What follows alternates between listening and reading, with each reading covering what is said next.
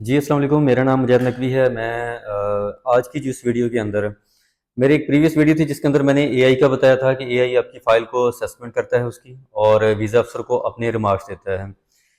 जो एआई का main purpose होता है, वो ये है कि उसने सिर्फ़ आपकी फ़ाइल को असेस करके देना है कि ये फ़ाइल ट्रस्ट कितना बिल्ड कर रही है और इसमें रिस्क कितना है। जो इसके ऊपर फाइनल डिसीजन होता है वो आपके वीज़ा ऑफिसर के पास होता है। मेरी इस वीडियो के अंदर कुछ लोगों ने ये उसमें लॉजिक सामने दिए थे या उनको ये समझ आई थी कि शायद एआई आपकी फ़ाइल को असेस भी कर लेता है और वहीं से आपको रिजेक्ट भी कर देता है, लेकिन ऐसा होता नहीं है।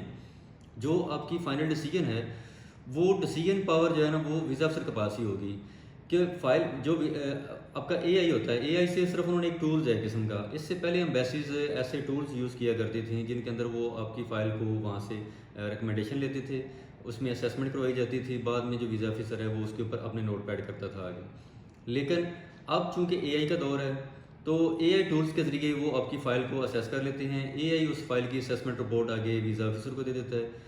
उसके बाद जो बाकी का उसके ऊपर एक मैनुअली उस चीज़ को चेक करना होता है, वो इख्तियार सारे का सारा वीज़ा ऑफिसर के पास है। जो वहाँ से उसको एक आपकी रेटिंग मिल जानी है, स्कोर जो वहाँ से मिल जाना है। लेट्स सपोज़ आपके एआई बताता है कि आपकी जो ये फ़ाइल है ये 70% पे फॉल कर रही है, तो जो रिमेनिंग 30% होगा वो मैनुअली उसको चेक किया जाएगा।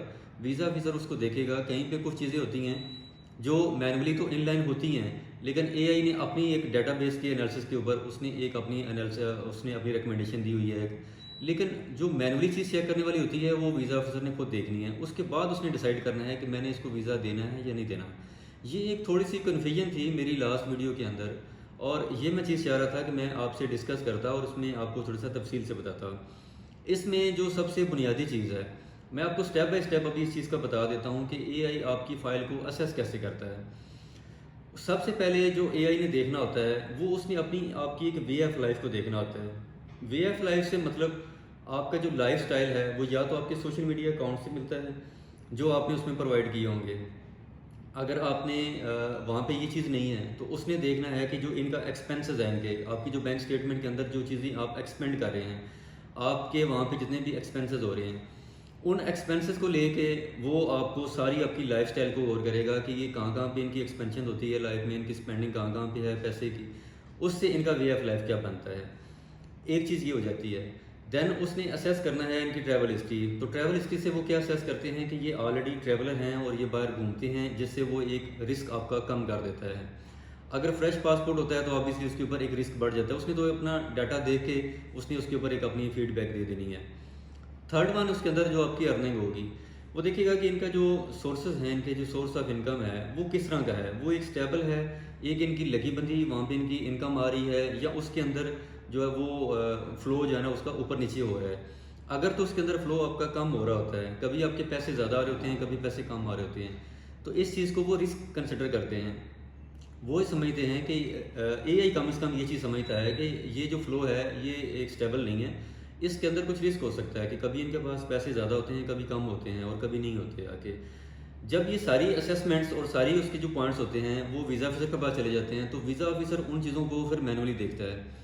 अगर एआई ने अपने डाटा के एनालिसिस के ऊपर उसने एक रिपोर्ट दी है कि इनकी जो मनी ट्रेल आ रही है, जो इनके पैसे आ रहे हैं वो स्टेबल नहीं है, इनकम इनकी स्टेबल नहीं है, तो वीज़ा ऑफिसर मैनुअली चीज़ चेक करेगा कि ये किस चीज़ के इनके बाद में आ रहे हैं। अब एक बंदा है वो आड़त का काम करता है, एक उसके पास एक ट्रेडिंग के या आप कह सकते हैं कि वो ब्रोकर का काम करता है। कभी उसके पास पैसे ज़्यादा आ रहे होते हैं, कभी कम आ रहे होते हैं। कहीं से कमीशन के पैसे ज़्यादा आ रहे होते हैं, तो कहीं पे किसी चीज़ को उसने सेल किया है, कहीं से बाय किया है। तो वो मैनुअली चीज़ को चेक करेगा कि ये चीज़ एग्जिस्ट करती है बिज़नेस के अंदर, कि कभी इसके पास पैसे कम आने हैं, कभी ज़्यादा आने हैं। तो वो उस चीज़ के अंदर जो रिस्क होता है उसका, उसको वो एक साइड पे कर देगा, इग्नोर कर देगा उस चीज़ में।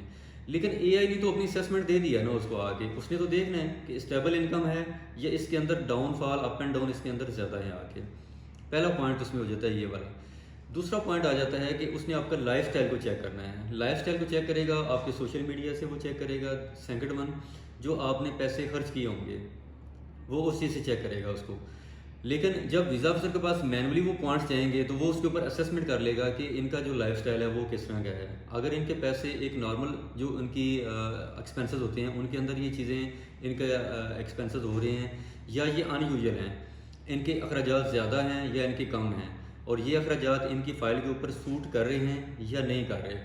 तो जब वो इस लाइफ़स्टाइल को चेक कर लेगा, फिर उसकी एक असेसमेंट उसने अपने पास अलग से रिकमेंडेशन देख लेनी है। थर्ड वन आ जाएगा ट्रैवल हिस्ट्री। ट्रैवल हिस्ट्री के ऊपर अगर उसको रिस्क उन्होंने ज़्यादा दे दिया एआई ने कि इसके पास फ्रेश पासपोर्ट है तो इसके ऊपर रिस्क ज़्यादा है, तो वो ये देखेगा, वीज़ा ऑफिसर मैनुअली इस चीज़ को देखेगा कि इनके पास यहाँ पे टाइज़ पाकिस्तान के अंदर कितनी स्ट्रांग हो रही हैं। अगर तो पाकिस्तान के अंदर टाइज़ आपकी स्ट्रांग हो रही होती हैं, मिसाल के तौर पे आपका बिज़नेस है, 10 साल से चल रहा है, 15 साल से चल रहा है, प्रॉपर रजिस्टर्ड है एफबीआर के अंदर, गवर्नमेंट के पास रजिस्टर्ड है, एससीसीबी में रजिस्टर्ड है, आपने उसके ऊपर अपने टैक्स रिटर्न फाइल की हुई है, उसने आपकी टैक्स रिटर्न को देख लिया है आके। जब उसने इन चीज़ों को देखा है तो उसको एक असेसमेंट हुई है मैनुअली कि इनके पास टाइज़ यहाँ पे काफ़ी हैं, तो इनकी हमें ट्रैवल हिस्ट्री की ज़रूरत नहीं पड़ती।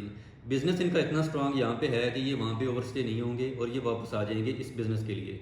देन वो कुछ प्रॉपर्टीज़ को असेस कर लेता है कि आपके पास ये प्रॉपर्टीज़ हैं, यहाँ पे फैमिली है, यहाँ पे आके आपकी कुछ चीज़ों को वो यहाँ पे मैनुअली असेस करने के बाद वो आपकी इसमें रिस्क कम कर सकता है।